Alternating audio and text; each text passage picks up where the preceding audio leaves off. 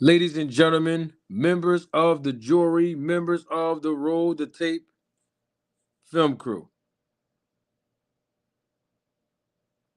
we're here live in living color with another episode of Roll the Tape podcast with Manager Marty. I want to welcome each and every last one of you who's joining us live in living color.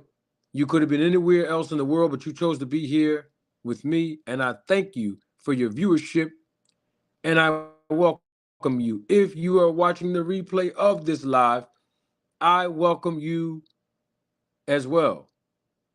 If you are a detractor, if you are a hater, if you just don't like me, for whatever reason, I welcome you as well. Thank you for your viewership.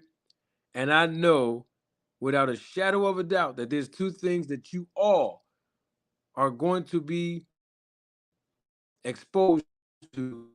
And that's my two main objectives on this channel, on this podcast, and that is education and entertainment. Typically, we usually do our customary Town Watch check-in, but we are going to stick an easy pass on the Town Watch check-in because we have a special guest with us today, and she really does not need an introduction.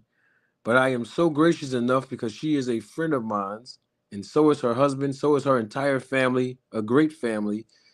And I would like for her to give her own introduction because I know that there are some of the people that's watching live that's a new audience here. You may have uh, been a returning viewer, like most of you are, or you may be a first time viewer of this podcast. And I want to tell you from the bottom of my heart, I welcome you.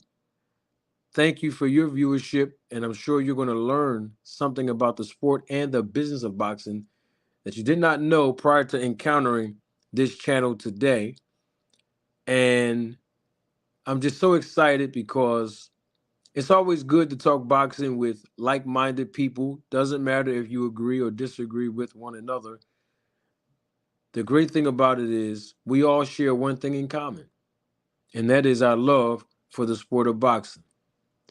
We're going to talk about the business of boxing today. Oh, yes. This is a topic that I have basically built my YouTube channel off of and built my YouTube channel on. And the origins of this podcast was started with the business of boxing. I'm sure you've heard all over the world, particularly here in the YouTube boxing community, that I built my channel off of other things, other people, and all this, et cetera, et cetera.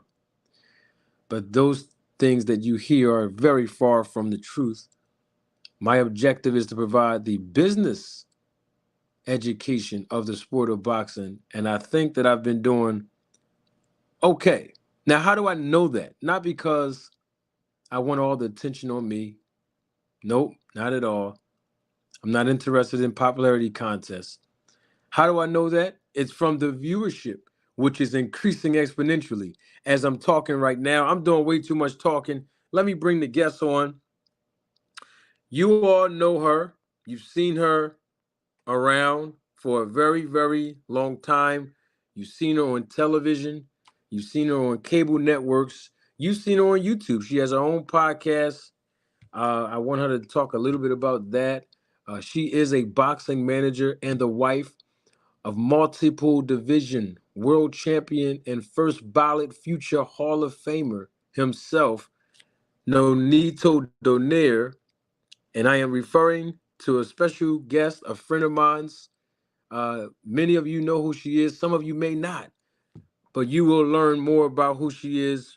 She's here now. I would like for her to give her own introduction. And we're going to talk about the business of boxing, particularly the words of Terence Crawford in the last few days, where he expounded on his interpretation and his newfound interpretation of the business of boxing. Without further ado, I'm doing way too much talking. I have to bring her up. Some of you may not know who she is. We have, let me say this real quick. We have women that support this channel, and their viewership is also increasing exponentially. And I welcome each and every last queen and woman that's watching live, that's watching the replay of this live. And even if this is your first time on the Roll the Tape podcast with Manager Marty, I salute you and I thank you for your viewership. And someone who represents women in the sport of boxing and do a great job at it is none other than my special guest, our friend, our supporter of this channel. And of course, I support her and her husband and their channel as well. Without further ado, hold on real quick. Real quick. Let me do a quick test run.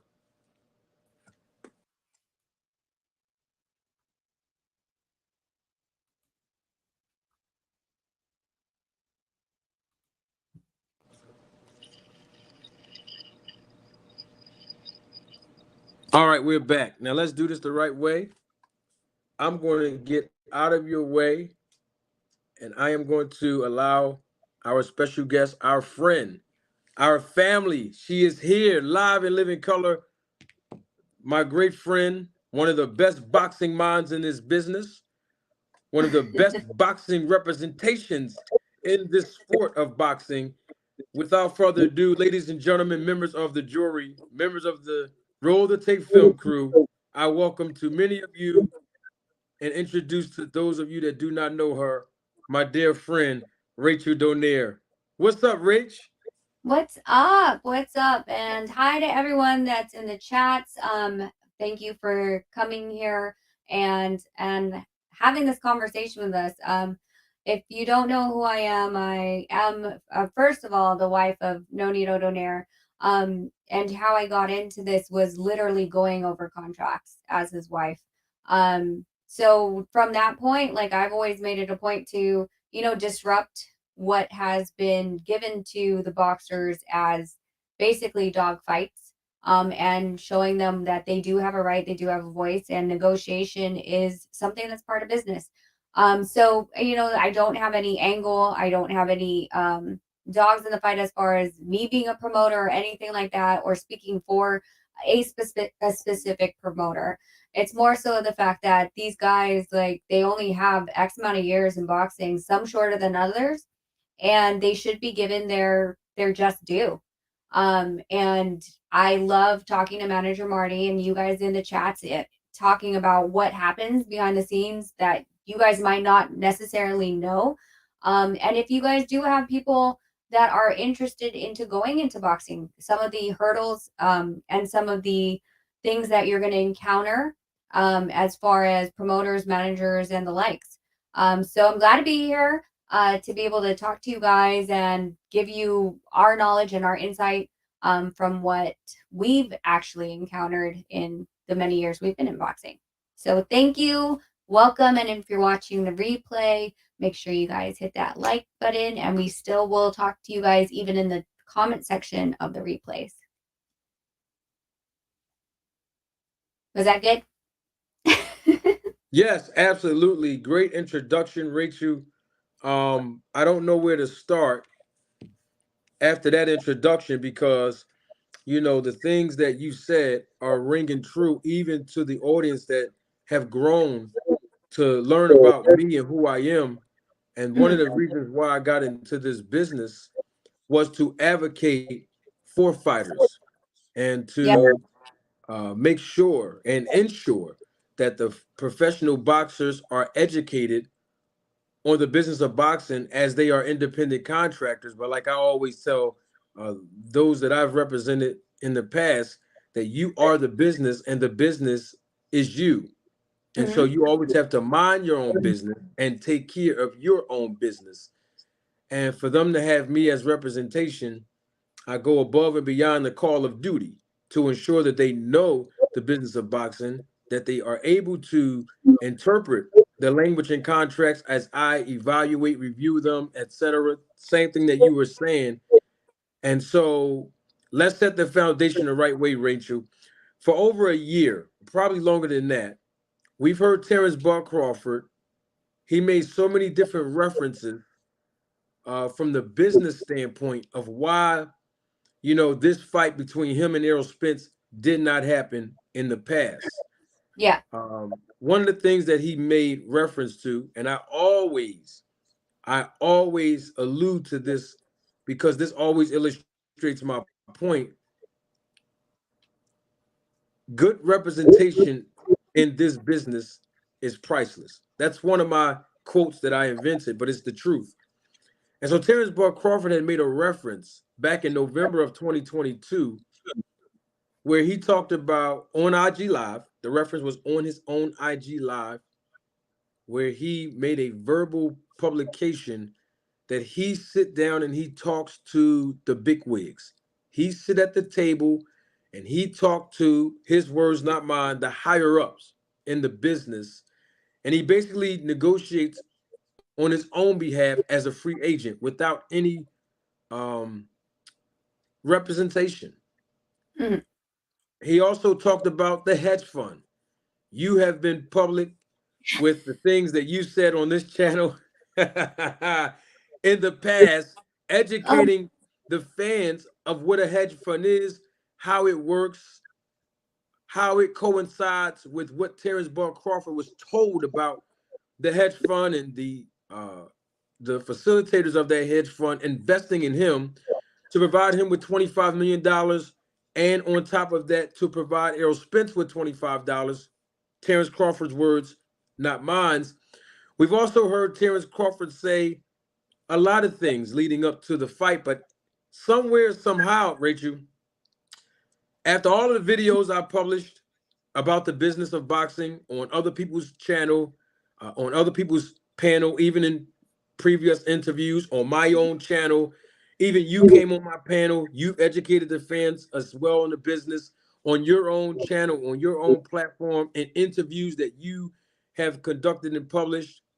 All of a sudden now, Terrence Crawford has, as what we say in America, woke up and smelled the coffee because now his tune changed now that he got a taste of seeing firsthand with his own experiences after this fight of how guarantees work and how guarantees don't work when you don't have a contract with a promoter, opposed to being with a promoter when you're a free agent as a professional boxer. He talked about the promoters making a lot of the money, the lion's share of the revenue, and fighters not. He talked about a lot of different things. Even the hedge fund, he admitted that even though he probably didn't understand it then, but his understanding of it today, he actually debunked, that option of ever going through something where he's accepting any terms of a hedge fund moving forward. Mhm. He said a lot of things, and I'm talking to, and I feel like I'm saying a lot of things, but I just wanted to build a foundation so that the audience that's coming in live now will still be able to get the benefit that our audience that was already here from the beginning is getting. I don't want nobody to miss any of the educational value that you and I are both going to provide and offer today. Um, so let's start with all the things that Crawford said initially, and then we're going to work our way up to where he is today with his perspective of the business of boxing. So, Rachel, can you name at least some of the things that you recall Bud Crawford saying? Let's start with the hedge fund and Yeah. what he talked about in the past before the fight between him and Spence.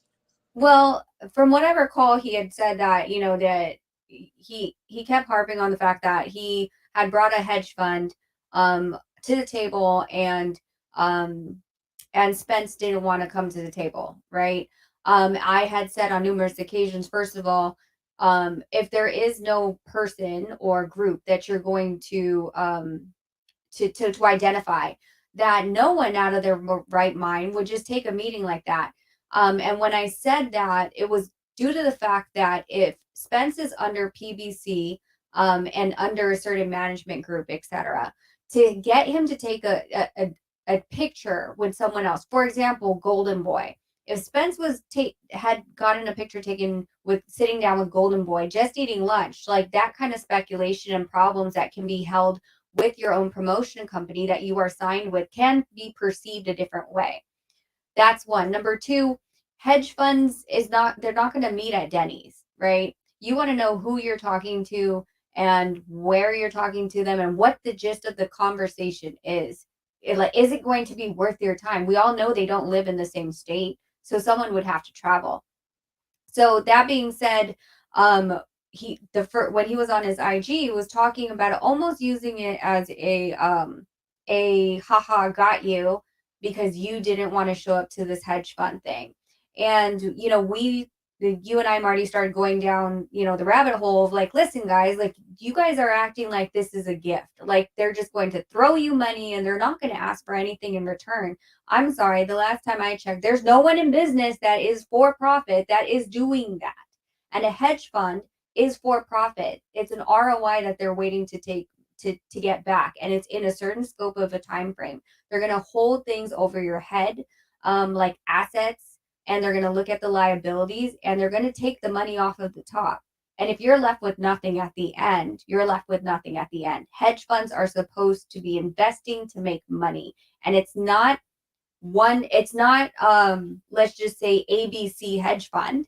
They don't get all rights to just take my money and invest it into Terence Bud Crawford without me being the owner of those funds, okaying the transaction and seeing all the terms and how what my risk is that's being played with my money. A hedge fund they oversee and control the money, they advise, but they don't have the opportunity to just say, hey, we're going to put $50 million over here without telling the people who actually own the money. That's not how it works.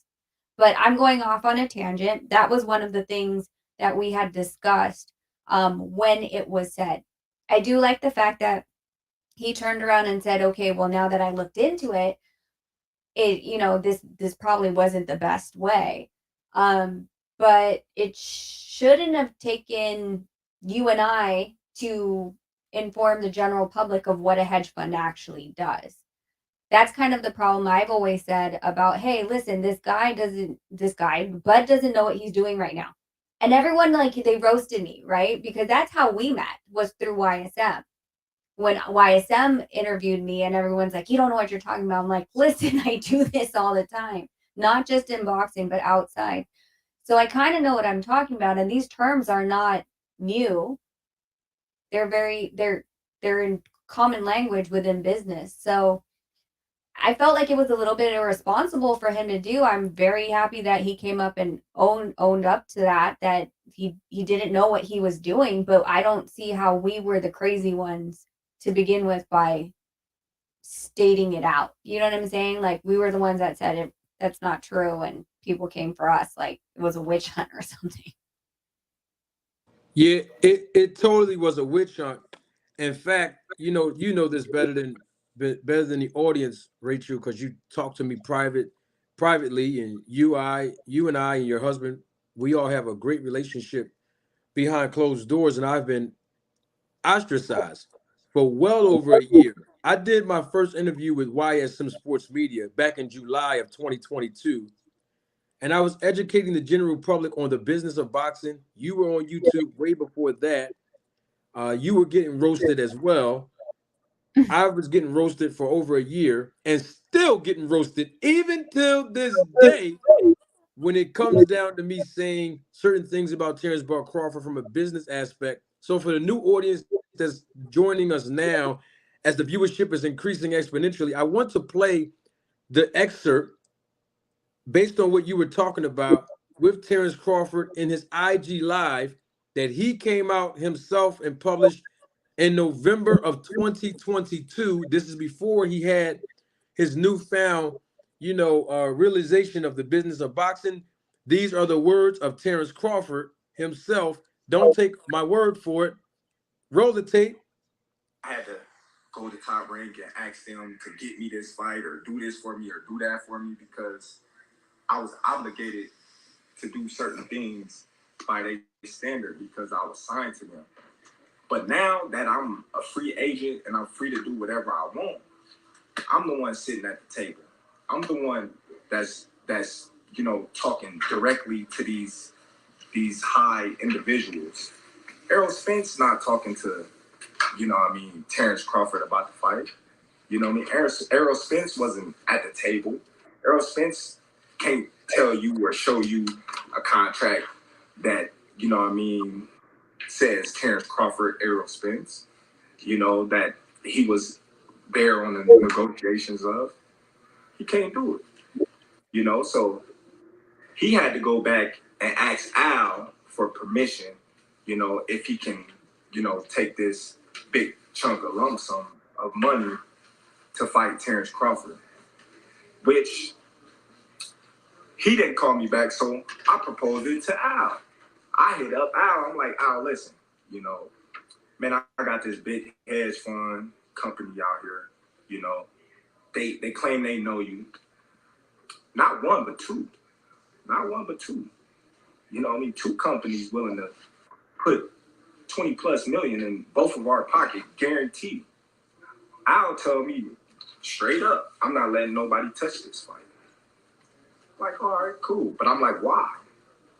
He like, why would you want to put a ceiling on yourself? Why you want to put a cap on yourself?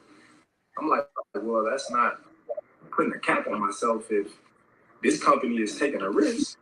And, risk, high risk, high reward. If that's the case, I can't seem to see a fight that's been doing millions, since Floyd and them. So, that was an altercation. So did you hear that, Rachel? Which part? Like, I mean, like we all know. Okay, so at the end of the day, we all know that he, BLK Prime's fight with Avanesian wasn't under Bud Crawford promotion, right? Because they didn't have the license to do so. So that being said, you bring in a hedge fund. If they wanted it, I mean, if Bud really wanted to play on that realm with the hedge fund, then the hedge fund goes and puts up the doesn't just put up the money for the fight, but also puts up the licensing, and they have to negotiate the TV deal. But they were just coming in to loan the money, right, and then take their money back in X amount of time. So, and they would be the first to be paid out. And that being said, like, it's just, I find it interesting when someone goes, well, he didn't come to the table. Guess what? Nonito never comes to the table. You know why? Because Nonito's the nice guy. I'm the bitch. Oh, I don't know if I was supposed to cuss, but I'm the one that. It's all good. It's all good. Yes. I'm the one that's going. First of all, I can show Nonito a contract, and he literally just shoves it right back to me, because the legal jargon in that contract and all the loopholes and all that other stuff, you literally have to map out, and that's not what Nonito's forte is. His forte is boxing. He'd rather stay in there.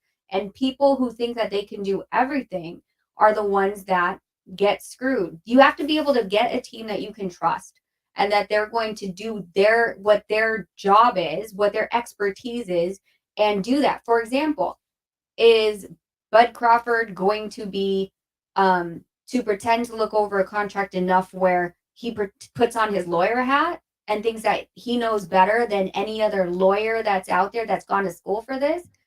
No. I mean, I would hope not. There's no way, like, if after I've redlined a contract and negotiated what I want, I still go and look for professional help to get that looked at. I don't pretend that I know that part. So that being said, if Errol doesn't feel comfortable in looking over a contract and saying yes and understanding the terms, then that's why he has Al. That's why people have promoters that do the events. Because guess what? The boxer is not going to know how to do the event. You hire people to do an event.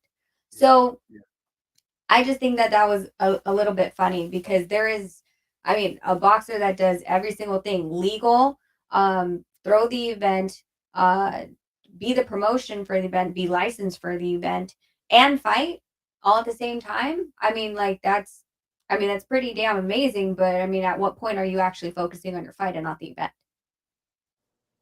Right. Good point. And the reason why I played that IG live excerpt just a few moments ago is because I think people, not all people, but some people forget what Crawford said then, but for Hmm. some odd reason, they recall what I say now. They recall what you say now, but they forget what Bud said then, some of them. So when we are making references to the business of boxing, we're drawing from some of the references of even Terence Crawford's words based on his lack of understanding and knowledge of the business. And that's what, predicated this YouTube podcast on the fact that a lot of fans and even the boxers that's in the actual business still don't understand the business of boxing. And then you have some content creators who act like they really understand the business of boxing.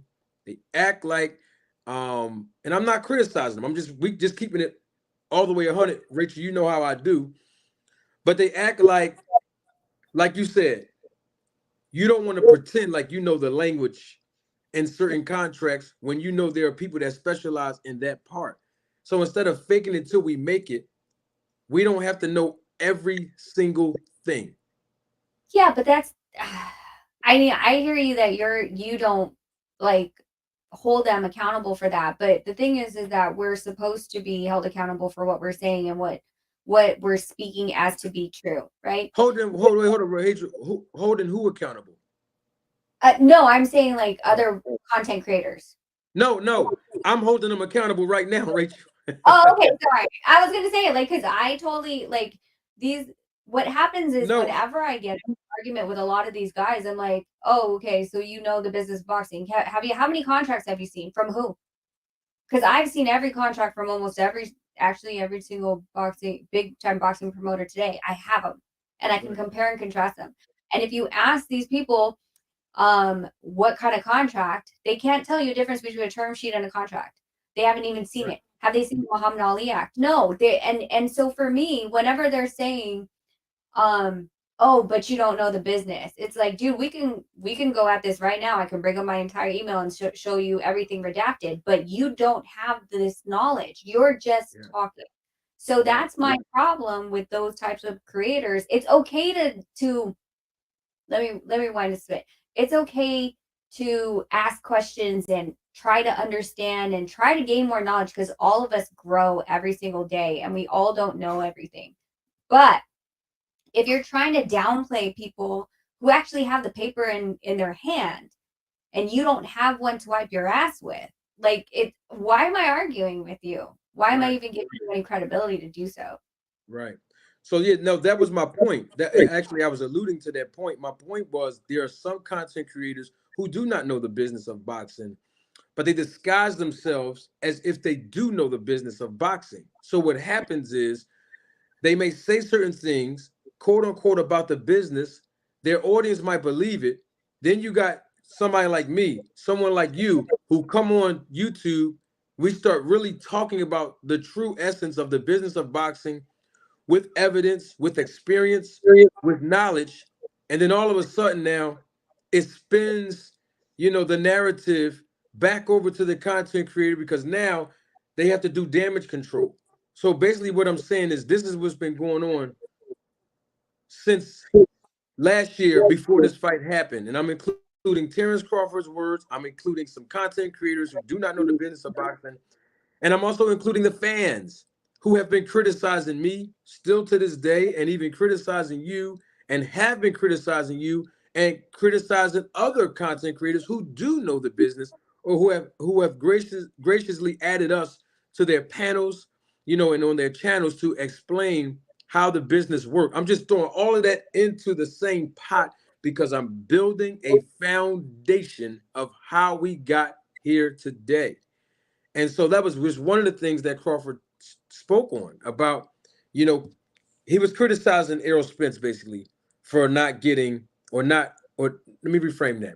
He was criticizing Errol Spence for having Al Heyman as representation in contrast with himself not having adequate representation at that particular time to close this deal out. And he himself was talking to Al Heyman directly on the phone.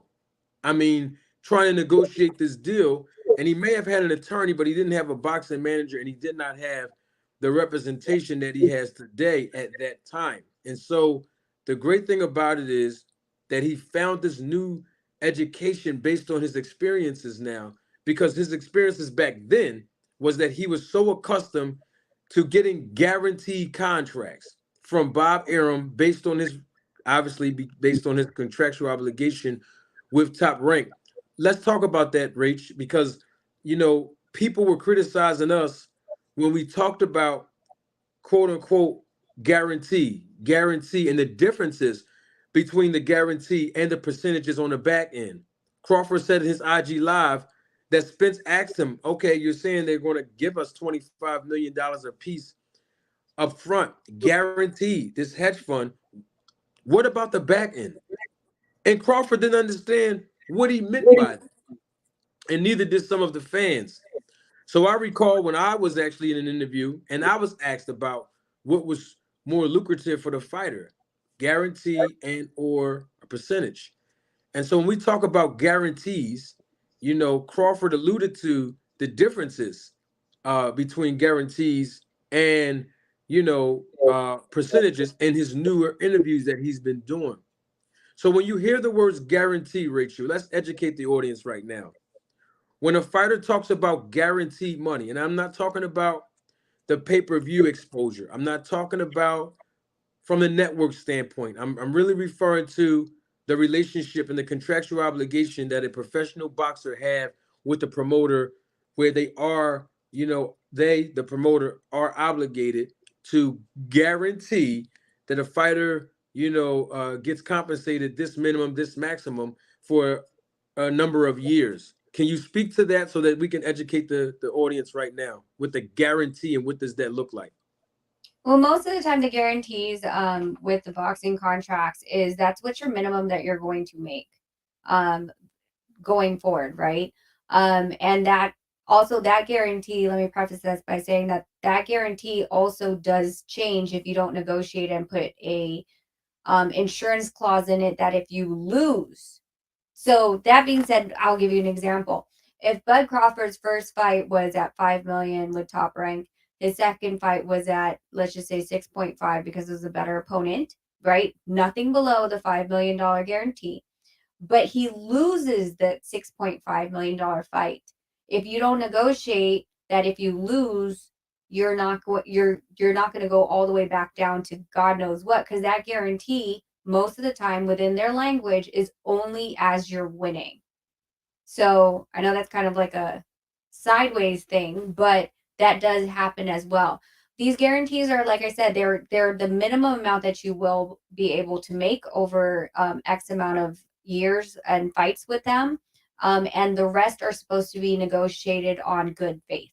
Now, what good faith is how do you even measure that? Like who Terence thinks is a worthy enough opponent to get $1 million or $2 million pay bump in his guarantee is possibly totally different than what the network or what Bob Arum says. And I'm saying, I'm just using Bob Arum as an example. So that being said, a guarantee is that no matter what, I mean, as long as the fight happens, they both step in the ring and the bell rings, no matter what, you're going to get this amount. That is what a guarantee is. Very well stated. And the reason I brought that up, Rach, is because, well, one of the reasons why is because some of the fans, majority of the boxing fans, did not even understand what you just said, because we both were being criticized. No, they were trying to screw Bud Crawford over. They wouldn't give him a guarantee. They wouldn't give him a guarantee. They wouldn't give him a guarantee. And I kept telling people, even here on the podcast, they don't have to give him a guarantee because he's not contractually, obligated to them, and vice versa. Of course, when you're assigned to a promoter, the promoter already have that locked in the contract, as you just said. But when we talked about guarantees, even from a free agent standpoint, that's only when we at the terms of you agreeing to fight this person. We have everything locked in. We just need you to sign all of the documents. That's when that guarantee works. but I don't think the fans really understood. They just thought that basically because they were talking about a percentage on the back end, making more money than you being offered a guarantee. They actually took that as Bud Crawford was being slighted by Al Heyman and PBC. And we see here now, I'm gonna put it up on the screen real quick, Rich. I want to make sure I find it right here. We see here now, Rach, and everybody's tuning in live and living color as the oh my gosh, Rachel, you won't believe this, but you will believe it when I say it that the viewership is increasing exponentially. Um, according to this article, these are the words of Terence Ball Crawford, and I want to read it out loud for those that may not be able to physically see their screen, but they can still hear us loud and clear. This is Terence Ball Crawford's words in a recent interview about the business of boxing. This is one of the things that he said, and I want to read it since we're on the topic of guarantee. Quote, boxing is one of the most corrupt sports there is, and there has ever been in the history of sports.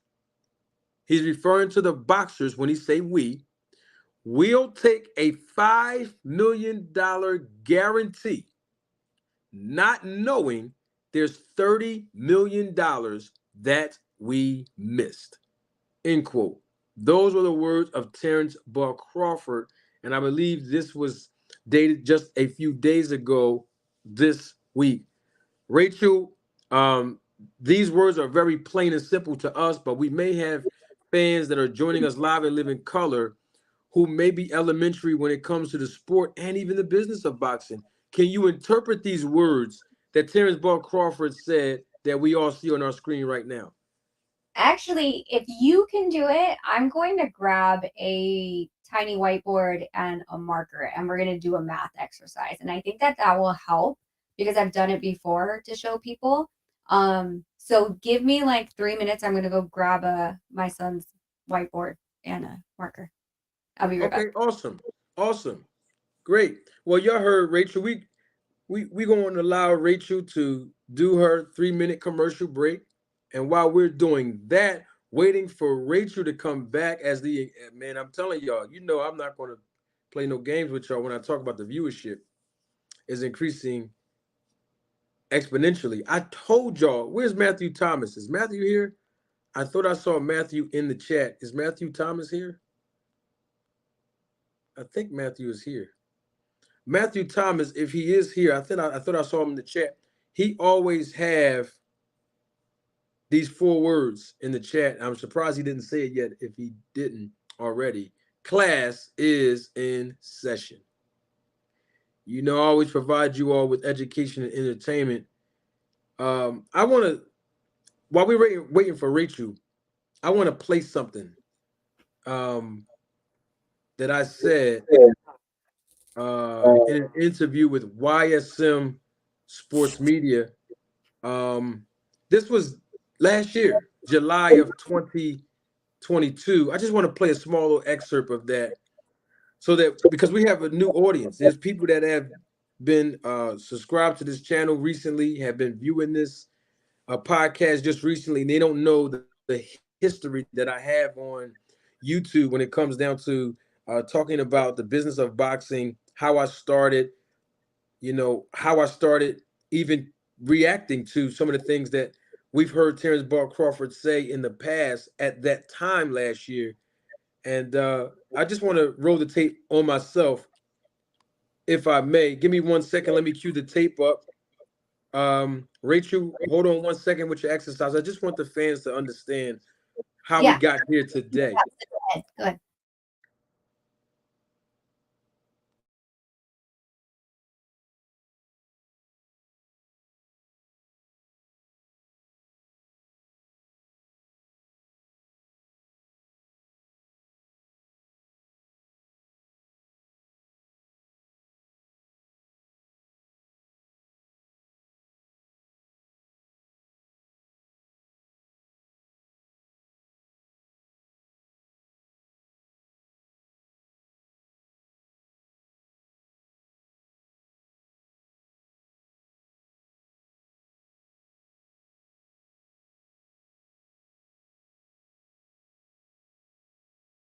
You know what I mean? Because check this out.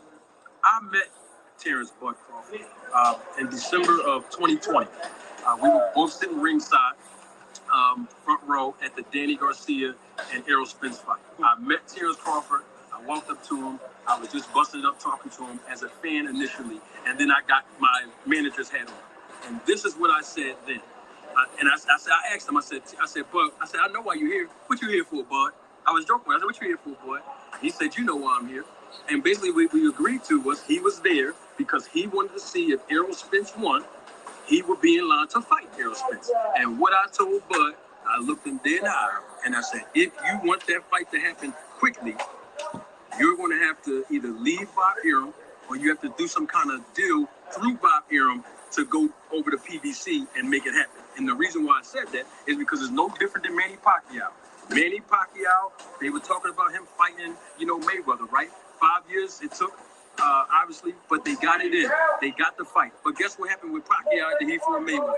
He went over to PBC and he signed that 2 or 3 fight deal. This is business. And so if Terence Bud Crawford wants to fight with Spence, he know what he's going to have to do. Now, I have a question to the fans right now. Everybody kept saying, even Bud was saying this, that it was Bob Arum in Top Rank, right? Holding up the fight. Now, Bob Arum is not in the negotiations. He's not even involved in it. So now, who is it now that's causing the impasse if Bob Arum, wasn't around in the negotiations now? So obviously it's clear that it wasn't Bob Arum and them then. I'm just saying. Is this? Did y'all hear that? Did you hear me say that was, let me get the date right on that. I want to make sure we clear. I want to make sure we're clear. I'm not talking about the roller tape film crew members. I'm not talking about you all. I'm talking about the people that be in the back and the ones viewing right now that's not even in the chat. They just in the background listening and spying and always trying to make videos on what I say and then say I'm hating on Bud. Did you hear what I said that Bud Crawford was going to have to do? This was July. Let me get the date now. Oh, sorry, that wasn't July. That was August 3rd, 2022. August the 3rd. I think this was after the previous interview was in July. That was August 3rd, 2022. Here we are a year later. Basically what I was saying then, and I called it all the way up until the point of this fight, and even in the negotiations with Crawford and Spence, is that Bud's, my words, Bud's going to have to do the same thing Pacquiao did. If he can't make this fight through Bob Arum in Top Rank, he's going to have to go over to PBC, just like Pacquiao did when Pacquiao was a free agent, when his deal was over and done with Top Rank. Bud Crawford need to do the same exact thing as a free agent. Go over there like Pacquiao, sign a multi-fight deal with PBC, and the fight will get done. That was August 3rd of 2022. Bud Crawford did exactly what I told Bud Crawford that he needed to do on someone else's platform in an interview. But that doesn't stop the people from constantly criticizing people that are really in this business, and I'm including Rachel Donaire in this. And that's the sad part about it all. When you have a platform such as mine's, such as Rachel's, to provide you all with the education of the business. We're not talking about who your favorite fighter is. We're not talking about who you agree with, who you disagree with, what your perspective is, what your perspective isn't. That's not important. We're talking about the business of boxing. When you have a platform that provides you with that, I think it's helpful that you use your ears, right, to hear without the critique and without the ridicule. Just be open-minded, especially if it's a topic that you all are not familiar with. I think, that's how you learn. You know what I mean? And so I just wanted to point that out because I've been saying the same thing over and over and over and over and over again for a year, and there is no insinuation about what Crawford needed to do, and Crawford did that. And so we got Rachel Donaire. She's back. I believe she's back. And she went to go get the whiteboard. We're going to do some math. Rachel, are you back? Okay, Rachel is not back. Not 2 yet, but minutes. she. Oh, there she Almost goes. done. I think she's. You said a few minutes, Rach. Yep. Cool. So I just wanted to play that, and on top of that, I wanted to play something else too, because there's something that Terence Bud Crawford said he did in January of this year. Most of you may have seen the interview where he said it. I'm going to bring it right back up, and then I'm going to play an excerpt of something that I said. So stay right there. Rachel's getting her thing ready. I'm queuing up this tape because I want to lay the foundation, you all, of how we got here today, and giving Bud Crawford the credit that he deserves. Terence Crawford deserves credit for being open-minded. Now, before he wasn't open-minded, but he's open-minded now. He was able to utilize his experiences even after this fight about the guarantee and the percentages and what he had to do to secure this fight. And everything that he did was basically the right thing, including getting good representation, something that I've been saying in the very beginning. And so I wanted to just lay the foundation, so that we can get to the place of being all on the same page. I know I like being on the same page. I do not like dysfunction. And so now that we get on the same page, now we can have an open dialogue where everybody's being open-minded and it's facts over feelings and not fighters over facts. Let me cue this tape up.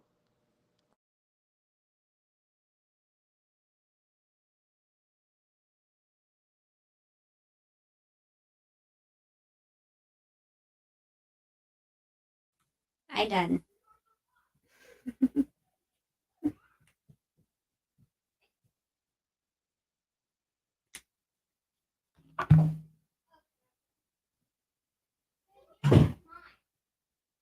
Hey guys, hope you're happy. I brought out whiteboards from my son's math class just to show you guys this stuff.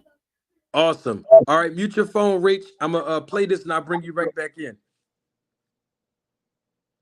Here's what I said that I would do if I was managing Crawford in the negotiations with Errol Spence. Same interview, August 3rd on YSM Sports. You know what I'm doing? Way too much talking. Take my word for it. I usually say, don't take my word for it. These are facts, okay? So what I would say to Bud, if I was managing him, if they offer us at least 10 million and at least maybe 70, 30, 60, 40 on pay-per-view, we're going to take that. You know why? Because we know we can beat Spence. But if there's some kind of doubt. Did you hear that?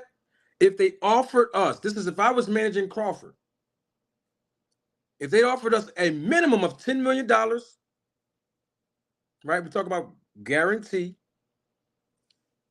70, 30, 60, 40, which is fair based on the projections, based on Bud Crawford's previous performances on pay-per-view compared to Errol Spence. We will take the fight. Yes, we want the fight. Why? Because we know we can beat Errol Spence. And then in a few seconds, I'm going to say in the interview, so that when we beat Errol Spence, we can run it back in the rematch and we can secure 2 big paydays in a matter of 1 year. I just wanted to play that. I'm setting the foundation. Rachel, you're back. You have the whiteboard with the markers. I have 3 whiteboards. So 3 whiteboards. Yeah. So I was gonna give. Do we want to go with the lowest guarantee or the highest guarantee? Let's start with the lowest guarantee first. Okay. It's gonna be really interesting. All right. Yeah. So what I did was, this is based on. I picked the lowest guarantee at just $1 million. I kept it at 1, 2, and 3 million, just so that it's just easy math, and you guys can do this calculation at home. So let's see. Can you see my board? Where's my board? All right. So if I were to offer you $1 million, okay, your threshold to hit is 100,000. So at this point, you're doing 500,000 homes at $100, and we kept that number the same. So all of these simulations are based on 500,000 homes hit at $100. That's a really high pay-per-view number, but I'm trying to do round numbers. And you negotiated 60% of that. So based on that, that means you could only make money off of 400,000 homes. So 400,000 homes times $100 is 40 million. And then by the time you do the 60%, you're at 24 million plus the 1 million that you had on top as your guarantee. That's $25 million. Okay. So you're like, I'm going to be difficult. I want a higher guarantee. Well, higher guarantees means higher thresholds. So we go up to $2 million. Same numbers, just $2 million and up the threshold 100,000. So based on that, at a 60% plus your guarantee, you're only at what? 20 million? $20 million. Okay. Let's go all the way up to 3 million. So you're like, oh, cool. I'm going to do 3 million as a guarantee. Mind you, this is business. People run numbers. They're not just going to give you money if they think they're going to lose.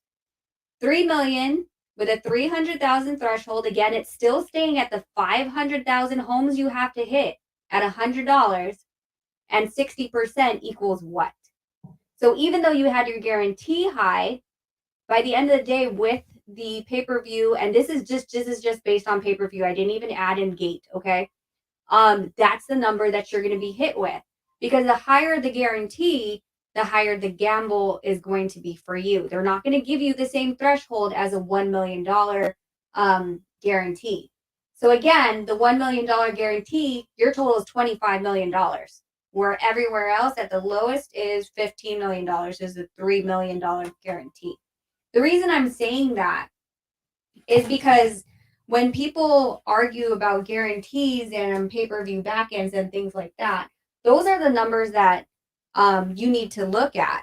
Bud needed, I always said this, Bud needed to know his numbers. What was his numbers at what thresholds, and what was he breaking at?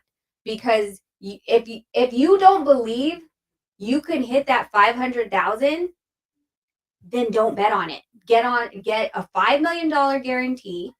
Okay. Get a $5 million guarantee, and then and call it a day if you don't believe you can hit those numbers. But if you know you're hitting over certain amount of numbers, let's just say that you're hitting 300,000 homes, then, and your guarantee is lower, it's at like a 50,000 home 50,000 home threshold, then you can make that differential in the calculations, but you have to know what numbers you are going to hit, at least at the very minimum. Now, when he said that there's money on the table, again, let me show you. At $1 million guarantee, at 500,000 threshold, at 60%. So let's say you wipe this out. You wipe out the guarantee of 1 million. You're like, hey, bud, I'm going to give you 5 million guaranteed. That's it. And that's all the promoter has to pay. What is the promoter making at the end of the day? That minus 5 million. And you don't get any of this. You don't get any of the gate or anything else. Does that make sense? Did I just bring it back down to 6th grade math? No. Hey, you and I know this like the back of our hands. And I also believe that the fans, the viewership watching live and living color and the replay of this live, I do think that they understand. Can you show that whiteboard again with the $1 million? I think that was And the first one. Yeah, and let me say there's people in the chats already saying like, it doesn't jump. Of course it doesn't jump like that. Of course this is not Bud's thing. It's not $1 million. This is a math experiment. You guys can plug in the numbers and play it the way you guys want to play it, but I try to keep it as round as possible. That's the reason. So with that 100K threshold, right? Mm-hmm. And we talk about that 60%, which is the 400K, and $100 is very generous. Yeah, I know. I'm going to keep around. I want to make sure that the fan base that are in an elementary stage of the business don't get lost in translation. Can you go to that part where the 500K homes at $100, the 60% starting at the 400K, just for the million? Can you go back to that for them? Yeah. So basically, this is 500K at $100 is the base amount that I put on all 3 of the simulations. Okay. So this is being said at the end of the day, they sold 500,000 homes at $100. Okay. The reason there's 400,000 100,000 over here as a calculation is because the threshold's 100,000. That means he doesn't make any money until the 100,001 household sold. Does that make sense? Did I explain that correctly? So this is the numbers that come in after the fight. And this is how they're going to calculate it, because you can't make any money until after the 101 households sold. You don't get 60% until 100,001. So that's the calculation for this one. And then since it's only 60%, you have to take that 60%. And from that 60%, you add back in the 1 million guarantee that you got, and that's your total pot. Very well stated. And the reason why I'm glad you used 60%, let's be clear on something, Rachel, for the fan base. The 60% is not going to the B side. No. Absolutely not. Speaking of percentages, before I get to percentages and my roll of tape that I was queuing up, I got my guy YSM Sports Media. He is in the chat, Rachel. Yeah. So we salute YSM Sports Media. He's here. Had to stop my show for my brother. I got Coach Ambler. Thank you for your contribution and your support to the channel, Coach Ambler. Coach Ambler says, excuse me, not Ambler. Her name is Coach Amber. Coach Amber. And she is a supporter of this channel. Salute to you, Coach Amber. Coach Amber says, theoretically, if you don't hit the threshold, you can owe. I believe that's a question for you, Rach. You can owe. Theoretically, if you don't hit the threshold, you can owe. I think that's what she's saying. I've never seen that in any contract that they would take away money from your guarantee. No. Yeah, I haven't seen that either. It becomes like I said, like what they do is they calculate what their minimum, what they have to hit, what will break even. So in this simulation, to give a fighter $1 million, they have to hit 100,000 You're right. to make it make sense as far as covering their baseline, everything that's paid for, so they don't go underneath. If they don't, then yes, the promotion will, they'll end up shaving their heads that time and have to take a loss, and that's the risk that they're going to have to take because they calculated incorrectly. The promoters and TV networks definitely should know the numbers. Of course, they know the numbers because they've been taking in all the money of how much each fight is going to quote unquote generate. Based on their past performances and the numbers that they received before. Absolutely.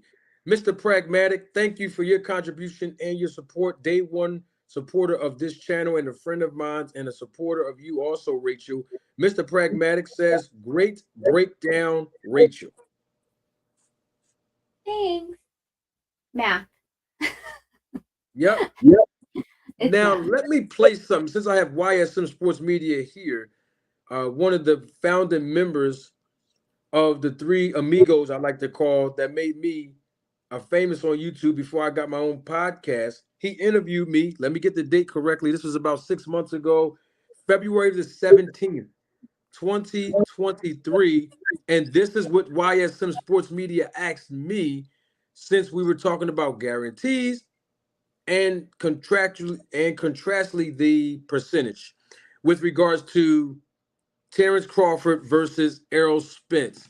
And this is the interview that I've conducted with YSM Sports Media, February 17th, 2023. Is the 35% of everything, is that a bad deal? No, actually, anytime you're going to get a percentage of anything, especially 30% higher, that's a heck of a deal. In fact, I believe that Crawford will make more money with the 35% agreement than he would up front guarantee. And let me say this, because I said this on my channel too. A guarantee doesn't necessarily mean that every fighter is entitled to a guarantee. I mean, think about it. Crawford's a free agent. He's not signed directly to a promoter. So a promoter really don't have to guarantee him anything. Funny that you said it. I had a conversation with Bob Arum, and this is actually one camera where Bob said it's unfair for him to ask Al Heyman, who he's not signed to, for a guarantee. Is that absolutely? Bob Arum is so correct, because think about it. When you are guaranteed any purse in boxing with a promoter, you have a minimum and you have a maximum, where the promoter basically is obligated to pay you the minimum, meaning nothing below the minimum as far as your contractual agreement, and nothing exceeding the maximum.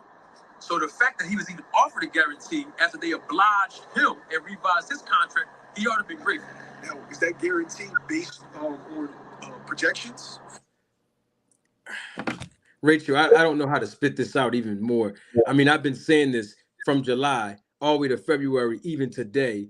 And it's amazing to me how a lot of people who don't understand the business of boxing, particularly my detractors, they will still come up with a way of saying that I'm hating on Bud when you just put up the thresholds, when you put up the percentages on the whiteboard. And I want to say this too. Thank you so much, Rachel, for educating the general public, live and live in color.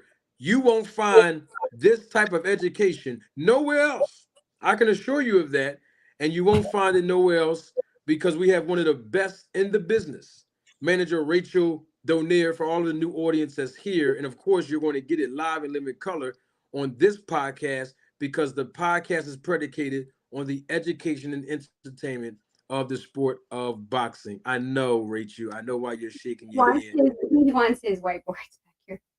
I'm sure. Ask me for my thing. Yeah, you can have it. Go here. I need the hat. All right. There you Go. Bye. That's my math genius. It helps that he's a math elite. Go ahead. Wee. Go. No, I mean, I think that's, it's huge, because people don't understand like the guarantees, and they don't understand. They hear all the time, right? Like, oh, Tank wasn't making that much money. He didn't get that big of a guarantees, because you actually, if you know your numbers, someone like Tank that is pulling in these numbers, then you really don't need that, because you know what's going to show up, especially with his gate. So that being said, like, you'd want a piece of that action, because you know those numbers are going to show up.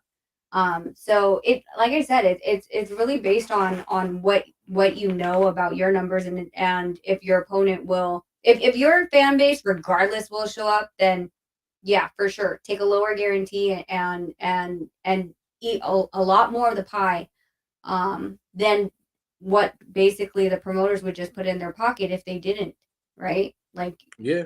You to negotiate what's best. And that being said, it doesn't surprise me that Crawford, who just left Top Rank, only had this much of a view, right, of what boxing is. Nonito went from Gary Shaw to Top Rank, to talked with Golden Boy for a little bit, ended up going with Ringstar. We fought in the WBSS series, and we fought with PBC. So, I mean, like, we've literally gone through so many different of these promoters and seen how each of them work. So and it's pretty much the same. Like, Yep. you Standard. rarely, yeah, Standard. it's standard. Like, they own the TV rights, right? That's something that Bud was talking about. Like, why the not just the TV rights, but the replay rights, the royalties, the masters, they own. And that's how they, when they decide to sell a company, their company, those masters are golden. Those are something you could pass down generations of your kids, and anytime that they replay, you're getting money. But it's not the fighter. A lot of times it's not the fighter until you negotiate that in. And guess what? They're not going to give that to you right out of the gates when you're 10-0, 20-0, because they're still building you. But at the point where you understand what your market is, what your numbers are, and the people that are having their eyeballs on you, then that's where you should be negotiating. Hey, I want my masters. Like, you can have my masters for a year, maybe possibly two, or even if until my promotional agreement with you ends. But once my promotional agreement with you ends, those masters are mine. Yep. And I want to say this, Rachel. There's a guy in the chat. I'm not going to say his name, because I'm not in the mood to give anybody any free publicity today. But the guy Star, you all see him in the chat, is talking about how Crawford made about $20 million. We don't know how much Crawford made in this fight. We don't know how much Spence made in this. They're multimillionaires. It don't make no difference how much they made. We don't pocket watch on the channel here. But he was talking about 45, 55 percentage possible, not no 60-40, not no 70-30, all this stupid stuff, because he's trying to discredit Manager Marty. And I'm sure he's trying to discredit your illustration. The bottom line is this, Star. You don't understand the business. That's number one. So I'm glad that you're providing viewership here. But once again, I always say you gotta be open-minded.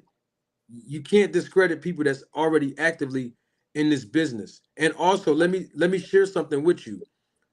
Those numbers, there's two elements that you're not including, and this is for anybody who's discrediting what Rachel just said or anything that I said when we talk about percentages and thresholds. Bud Crawford said all of that, and I said what I said. Remember, he didn't have adequate representation then. So you have to include that in the element that that's one of the things that changed the percentages. And also, which is more importantly than anything, if Errol Spence wanted to really exercise his right as the A side and not forfeit his power and authority as the A side, Terence Crawford would have gotten 70-30 or 60-40. That's just standard anyway. But Spence gave up a lot in these negotiations, and you don't have to take my word for it. Crawford himself said it. Spence had been in interviews leading up to the promotion of this fight, where he talked about some of the monies that he had that he basically almost practically gave to Bud when we talk about this percentage split. So you got to include that in the elements as well, because the way you're talking in the chat, it makes it appear as if Rachel don't know what she's talking about, as if I don't know what I'm talking about, and this is not the segment for that. All right, I just wanted to put that out there. Rachel, you were going to say something? Oh, I mean, I don't. It doesn't matter to me. I mean, like, there's, people, they're gonna, again, here to educate. Not getting paid for this. Really, just trying to educate, so then you guys understand why there's certain things that I won't say. Like, I'll never say that a fighter's ducking. Sorry, not sorry, won't. Right? Because I know what it's like to fight. I know what it takes to get in that ring. In addition, I know the business of boxing that stops them from fighting. Right? Like, if they really wanted to fight, but this guy's on the other side, there's a lot that will stop that. Right? Then you have negotiations, which will also stop a fight. That being said, the little, nuts and berries of each negotiation. There was someone earlier that said, like, oh, but the threshold wasn't 100,000, or they didn't only get 1 million. I was like, I never said that. I literally did it to make it easy for you with rounded numbers. If you're going to nitpick that, that's up to you. Like, I'm not going to shove information down your throat. It's up to you to grow and to learn. And if you think what I'm saying is bullshit, then throw it out the window and listen to someone who's never done it. That's fine with me too. This was not, like I said, I don't know if you were here before that, but I literally said this is not based on Crawford or Spence. This is just a mathematical equation that can be applied in any scenario by plugging in your numbers as the negotiation, goes forward. But either way, it's what's funny to me is that, your title is Crawford Exposed the Business of Boxing. You have been trying to do it. I know I have been trying to expose the business of boxing numerous times. So again, I think it's the fact that it's giving us credibility, but also a little bit of entertainment, because we haven't been saying this because we hate certain fighters. I don't hate any fighter, honestly. I don't even hate any promotions, but I'm trying to fight the promotions on what they've been doing to the fighters. But you get people who spout things, his name will be unnamed, who want promoters to take the 30 million and only give the fighter 5 million. Right? Like, there's people like that we're fighting, that we're trying to encourage and empower the boxers that don't know. Literally a year ago, Crawford didn't know this. Okay, now he does. Great. Let's tell more fighters. And he's trying, like, now he's speaking out and he's saying it, and everyone's like, oh, I guess the business of boxing is bad. It's like, what did you guys think? Like, we were just randomly just wanted to try to throw people under the bus because there was no basis.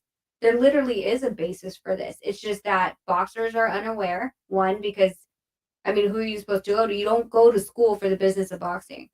And number two, they don't know who to trust. So that being said, we're just going to keep, exposing it. Whoever's going to be on our side of exposing it, great. If you want to go on the other side and be with promoters that charge you $2,000 for a towel and think that that's okay, then you're on the wrong side. Go over there, because I probably don't want to have a conversation with you if you're charging fighters $2,000 for a towel. Absolutely. Very well said. Let me put this up too. This is the words of Bud Crawford, same interview. Let's talk about this, Rach, as the viewership is increasing exponentially. Mm-hmm. End quote. And this is Terence Bud Crawford's words, right?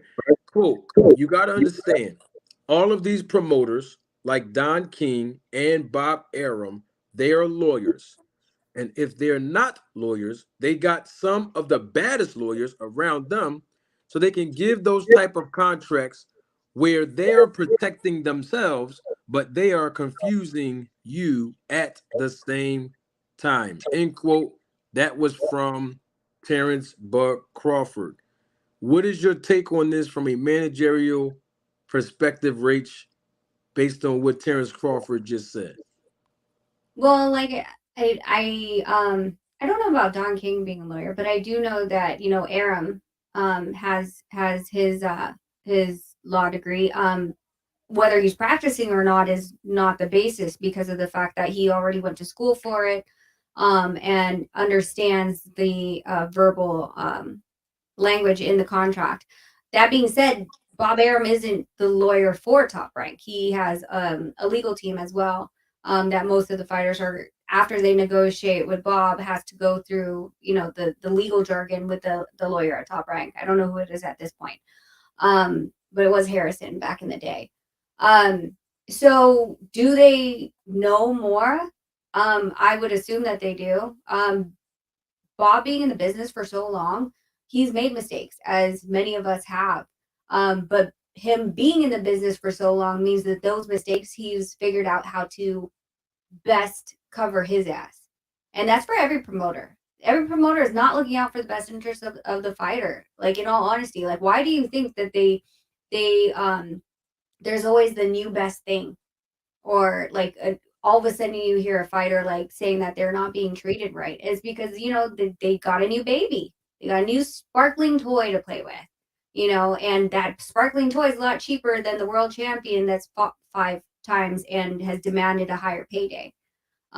So I do agree that someone like Bob, with the experience that he's had over the years, their contracts are going to move it around a lot. But that being said, has every other promoter used the exact same framework and blueprint? 100%.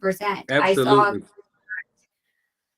last week, actually, there's another one in my inbox that I need to look over, but I saw a contract last week, and the fighter believed that the term was only for X. And I said, actually, no, it says in this one, like, the initial term is on X, for X. But the second, underneath the other terms, it says that they are allowed to renew the contract without mutually agreed upon. Like, it's based on the promoter saying, I'm going to extend this contract automatically after first term. So that means that not just was it 2 years or 3 years, now it ends up being 5, right? Go down the list. If you become a world champion, I'm at another year. If I play, and some of them are even like not even just world champion, if I put you in the top 10 of any of the 4 sanctioning bodies, I add another year. And now we're at 7 years. And boxers' lifespan is not long. 7 years is a long time. I mean, a lot of you people watching haven't even been married for 7 years. You're trying to get a way out. What more so the money that's supposed to put food on your table for your family. Hey, Rach, and let me say this. And if D-Town Boxing was here, he'd know what I was talking about. I had a conversation with him months and months ago. But anyway, even in the contract, if you become a regional and or a state champion, this is before we even talk about world championship. They can extend it there. USBA, etc. You know, Marty, I saw one the other day that said, if I get you ranked in the top 100, I was like, first of all, I can top put you 100. top 100. And it was an additional 2 years. If they put them in, I was like, man, I can close my eyes and put you in the top 100. Yep. Like, what do you mean that? And again, we're talking about top 100 of a weight division. It's Right. not that difficult. You might need one fight and you pick the right opponent that's number 99 or 98, and now you're in top 100, but now you just extended your contract for 2 years with that guy. Yes, that's correct. You know, Just one of because the you want to advance. say it again. Just because you wanted to advance your career. Yep. You know, one of the things that when I first started in this business, one of the things that I wouldn't say it would bother me. I guess I can say it would bother me. Yeah, I can say that. Even though it didn't affect me, it more so affected the fighters that I represented. But it still bothered me though, because the guarantees, right? If a fighter doesn't have good representation, they're locked into a contract for most of the time, standard all across the board, Rachel, you know this, a minimum of 3 years. Mm-hmm. So this guarantee says this, but then in 3 years, the economics are going to change as far as the system in our country. So Mm-hmm. one of the things that I keep trying to drill into the head of promoters when I represent or advise any fighters that come along with me is I hear what you're saying about this guarantee, but in 2 years, the price of eggs is going to increase. Mm-hmm. In the next year, the price of batteries are going to increase. You want a fighter to agree to these terms, and they're locked into this for, let's say, 3 years, but the economics in our country is going to change, and the fair market value changes with it. The value of the dollar decreases. So we got to start a little higher than what you're talking about. And Mm-hmm. you know, I ruffled a lot of feathers when I started, but bottom line is the deal got done. Your words, not mine, Rachel. You became the BITCH. And if Yep. there's a word that is described in the mail form, that's me. And I'm like that on YouTube, and I'm like that in everything else I do. Yeah. I mean, like, it is what it is. Like they because of the fact that I would always redline stuff all over the place, like stuff like that, like you were saying, as far as locking in, let's just say 1 year, and they're like, okay, your fights are going to be at this at this price. And then they're like, oh well, we're gonna automatically extend it for 2 years. Guess what? That's gonna be it says the extension will be based on the same terms as the initial term, which means that money that you sign for, let's just say $10,000 a fight, is going to be the same on year 2 and 3. That's right. That's it. You don't get a raise. You don't like nothing. You just 2 and 3. You don't get to renegotiate it, Nope. and it's based on promoter's discretion to extend the contract without your approval. Yep. And see, we could go around this all day, but and if I signed you for 3 fights a year. Uh-oh. Don't go there, Rachel. Don't go there with me, Rachel.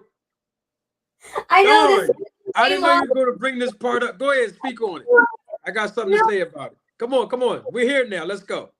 if you're supposed to sign for 3 fights a year, and there's a fight that you turn down because whatever it is, that will automatically count against your 3 for the year, and they do not have to compensate you because you didn't perform. So now you just lost money.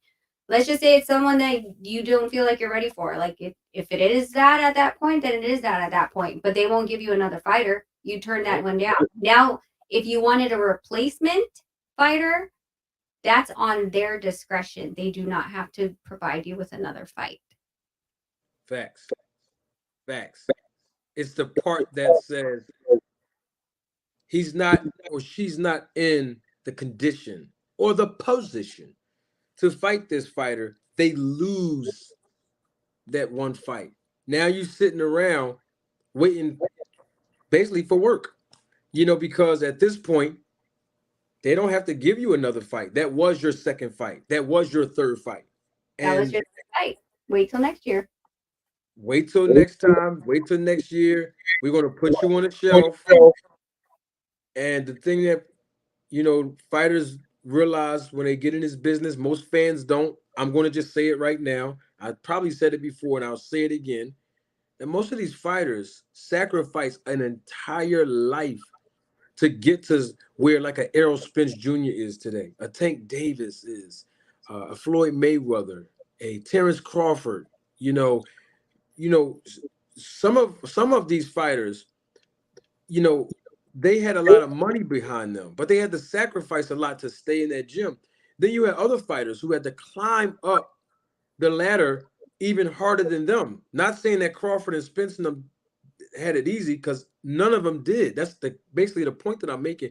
None of the fighters have it easy. Look at even the fighters that's working their way up that don't have a lot of money, don't have a lot of backing behind them. I mean, look, it ain't like Terence Crawford had a lot of money behind him. It's not like Spence had a lot of money behind him. It's not like Tank Davis came out of the gate and had a lot of money behind him. And so what I'm saying is, these fighters that we see on TV, these fighters that have world championship status, even though Nito talk about his background of living poor and being poor and having to struggle all the time just to eat and different things of that nature. These fighters go through a lot. And so some of them have to kick, crawl, and scratch, and it takes them, let's say, 20 years to get here. I mean, let's just be hypothetical. Let's say Tank Davis, let's just say he started fighting at 7 years old and he's 27 now, and look where he is. It took him literally 20 years to just get here. And I don't think people really, look at all the elements involved. You have fighters that we see, and I said this, I think, a couple of weeks ago. You have professional boxers who you might watch on TV today, but on a Saturday, you see them on TV on a Saturday, and then on Monday they got to go back to their second job. Like they work 9 to 5s. Some of Yeah. these fighters, it's hard. This is a hard hustle. So I want everybody to understand that all fighters, should be respected, and that's why I always say, Rachel, that I'm in the business of boxing for all fighters, and I don't just pick and choose who's my favorite. All the fighters are my favorites. I advocate for all of them, as I see them go through a lot. Yeah, I mean, like you said, like there's fighters that live paycheck to paycheck, some that have another job just to make ends meet. They're not fighting often enough. They're getting paid crap. Like Nonito, what did he say? It was like for a 12-round fight, he got $1,500 before. This is before me, so don't look at me for this. But yeah, like things like that, and you expect a fighter to just take any payment or any payment in any opponent, right? That could derail their career.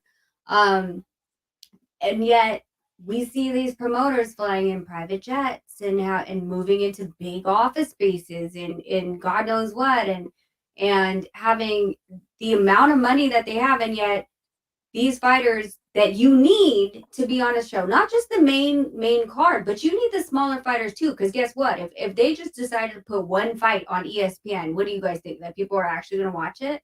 No, because usually people have to build up for that fight, right? So the 4-round, 6-round, 8-round, 10-round, and they go all the way up.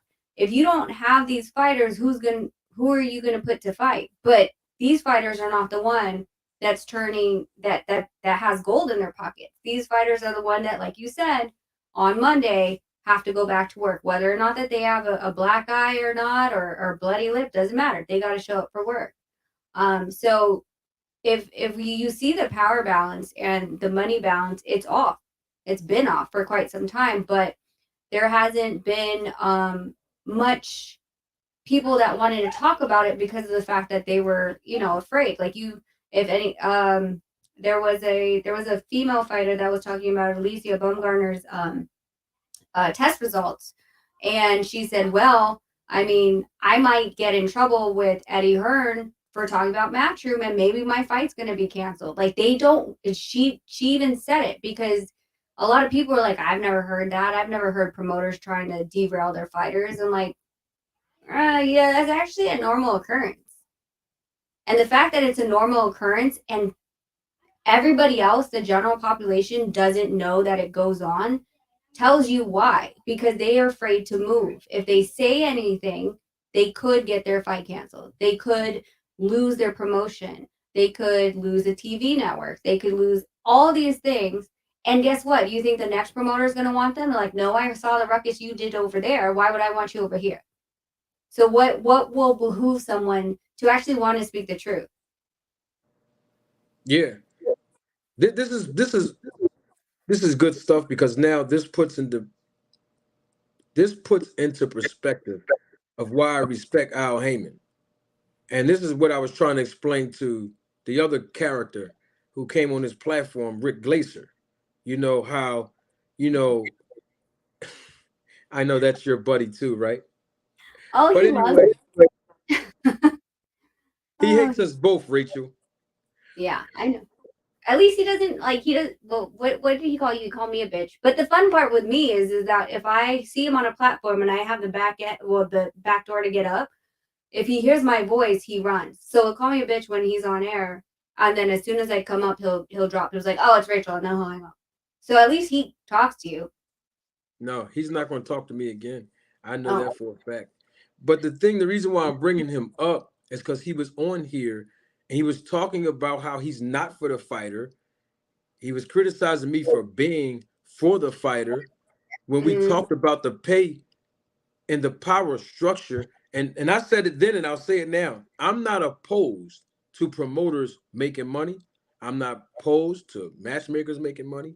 I'm not, because the pizza is large enough for everybody to get a slice of it. The issue I have is that the fighter only is able to receive a fraction of a slice, and everybody else get to eat 3, 4 slices in front of the fighter while they have to struggle and eat rice and beans after they eat their fraction of the slice. I have an issue with that. And so when you have good representation in this business, this is where, we come in and say, hey, we know what the standard says. And when I say standard, you know what I mean, that language, Rachel, that language. You can be negotiating with 4 or 5 different promoters at one time, which I've done. And I looked at each one of their contracts and I'm like, they're yo, this parallel. says the same thing that they said, but they just switched the words around. Like, you think I see what's going on. Like, we're not doing that. Copy paste, copy paste. Yeah, it's like this is all standard across the board. So it's like, okay, we got to figure out a way to make this happen. And it has to be done doing good business. And so when I hear people talk about fighters fighting once a year, Al Heyman, he puts these fighters on his shelf. Al Heyman and PBC make sure their fighters get paid. And that's the fact. And that's why I advocate for them so much, because I like their business model. Has really nothing to do with comparing them to every other promoter. It's just that I like the business model of Tom Brown. I like the business model of PBC as a whole. I like the business model of Al Heyman. And the fighters, they're able to, secure big paydays and they get to take care of their family. And he teaches them how to invest that money so that they can have a life outside of boxing when it's all over. You got to respect that. Yeah, no, I agree. But Manager Marty, the kids are gonna kill me soon if they don't eat. I'd love to keep going on this. Like maybe we do a round 2 or whatever. Of Maybe course. maybe we bring up contracts. I have a bunch of contracts. I could redact them and we could show them. Like, I mean, if you guys really want to go into the business of boxing and how these guys get trapped, like this is what we're here for. We're not about like, the promoters making money. Like I'm sorry, you guys can go screw yourself. It's an old like dinosaur thing. Like did Jake Paul all of a sudden Jake Paul came out of nowhere with not top rank, not Golden Boy, not Matchroom. He came in blazing and now he has his own promotion company. So, that being said, like we're sticking to old rules because it gives us some kind of safety. We already know that it's been working, but who's it been working for? Damn sure it's not the fighters. So, yeah, that's where I'm going to leave it. That's Rachel Donaire. You heard her live and live in color. Thank you for coming on the panel. I know we talked about this. Rachel putting this thing together for the fans, Yeah. putting this together so we can educate everybody all around the world. And I thank you for, coming on here and providing the expertise and your knowledge and wisdom on the business of boxing, and even clarifying a lot of different things that even Terence Crawford may not have known then, but he is well versed on it now, and I'm sure he can make some better business decisions with his newfound information and knowledge that he was open-minded to, and his representation. And so I'm glad that we all were able to be on the same page today. Thank you again for your time, Rach. Yeah, no, of course. And like I said, it's more so the fact that, I'm glad Bud is saying these things because it is what it is, off his own experience. And the thing is that at the end of the day, like, what is the messaging? The messaging is that the fighters aren't freaking happy. I don't know a lot of fighters that are happy. And that being said, we need to be able to figure out why. Why are people happy? And if you're going to be like, okay, well, they're complaining, these people are complaining on YouTube, and it has no rhyme and reason. Well, the rhyme and reason just told you, if you believe in Bud Crawford and your total ride or die, he just told you the truth.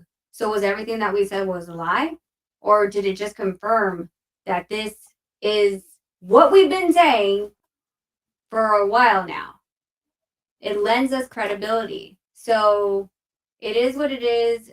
If you ride for the fighters, then you'll keep an open mind and understand that these are not dog fighters. These are actual people.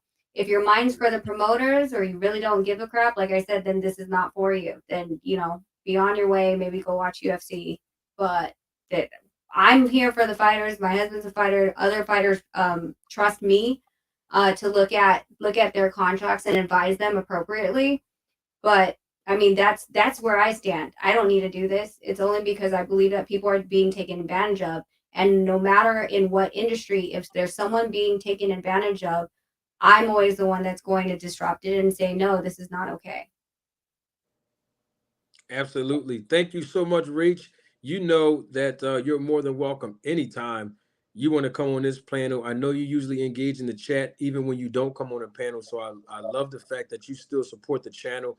I appreciate everything that you have done and what you do. Send Nito my love, my I regard. Quick question: Yeah. Did you all use the cups yet? Yes. Actually, I was gonna take a picture. Okay, I'll take a picture another day. I used it Uh, 2 days ago. awesome, Yeah. awesome. Glad to Actually, hear that. and I just washed the shirt. I wore the shirt the same day, not even trying to plan it, but I wore the shirt the same day that I was using the cup, and I forgot to take a picture. That's what I'm talking about. Send me the pitch, Rach, when you get a chance. I will. You But let's got it. do this again. Let's, like, I mean, as much as you want me here, I will be here if I can. I'm in the chats, of course. And if anyone ever sends you any questions or something that they want to talk about, if I have the answers or the proof to talk about it without releasing, names or organizations or promoters names as well, I'll do so, because I mean, we're just fighting the evil. We're just trying to balance out what boxing should be. So Absolutely. Yep, you got it. And we'll definitely negotiate those those dates and how we can really put that together so that fans all across the world can be educated. So yeah, let's talk about it. totally. So you guys make sure that you hit that like button and subscribe if you haven't already. Thank you guys for tuning in. I'll be down in the chats with you guys, listening to Manager Marty. Until then, you guys be safe. Bye. Salute. Thank you, Rach. That was Rachel Donaire. Um, you heard everything she said. You heard everything I said. And I want to say this: if I did not love this sport, I wouldn't do what I do. If I did not like Crawford, I wouldn't have said nothing to him when I saw him. I wouldn't be saying no recommendations on YouTube. So let's cut that right now with the I'm a Bud hater. And also, if I did not love all of you, I would not be on YouTube doing this. I wouldn't accept any interviews and none of that. I'm not doing. Hey, let me tell you what my saying is. And if you hear this somewhere else, they got it from me. I don't do this for the looks. I don't do this for the likes. I do this for the licks. Let me say it again for the people at the back. I don't do this for the looks. I don't do this for the likes. I do this for the licks. You dig? So I just wanted to put that out there. Basically, the bottom line is this. Terence Crawford have echoed all of the sentiments that I've been saying, that YSM Sports Media have been saying, that D-Town Boxing have been. I can go on and on with the names. AM Sports Media have been saying, the Real Marlo was saying, I believe Boss Hogg is here with us. Salute to him. He was saying it. BFTB was. It's a lot of different, content creators that were saying some of the same things when we talk about the decision making of Crawford before this fight happened with regards to the business. And y'all know I've been saying this since a year ago, 360 something days ago. And here we are. Even Bud Crawford is confirming what I've been saying. So if Bud Crawford is confirming what manager Marty has said from a year ago to today, how can Bud fans have a problem with me? That's amazing to me. But what I recognize, and I don't take this lightly, is that the fans of Terence Crawford, most of them, not all, are fans of this channel. Supporters of Bud Crawford are supporters of this channel. And I appreciate it. That's what this, I think D-Town was in the chat too. I think I saw his name. So salute to D-Town Boxing. I see you, Dahlia. I see you down there. Salute to you as well, Dahlia. Boss Hogg is here. Salute to him. D-Town Boxing is here. Listen, I've been saying this over and over again, and D-Town Boxing is here. He can tell you when we linked up, I broke some of that language down for him in the contracts. You know what I mean? But the bottom line is, like Rachel said, it gives us credibility. So even if you don't agree with my talking point, even if you don't agree with my perspective, you still got to respect the credibility of what we do on this channel. You ain't gonna find it nowhere else. But I'm glad that you invested your time to be here with me and Rachel today. And I just want to say that we're going to do this again. I might come back tomorrow. Listen, we on it. Might be talking about something else, but we're going to continue to talk about the sport and the business of boxing every chance we get when you come over here. And, like Omega Red said just now in the chat, boxing is about the money. Don't let nobody fool you with nothing else. Legacy sounds good, and I agree. There is a form of interest in legacy. But before legacy is even talked about in the back rooms, it's all about the money. Don't ever forget that. Because at the end of the day, it's a business. So I'm not going to sit here and act like I don't want the promoter to make no money, because that's how the fighters make money. But what I'm saying is, when we got people that's misleading the people on how this business works, I got to come in and shut them down. Because as you know, and I'm going to leave you all with this, most people talk about reactions, but manager Marty talk about transactions. Oh, I got to leave you with this, because a friend of mine sent me something. I'm trying to see if I can pull it up here. Let me see.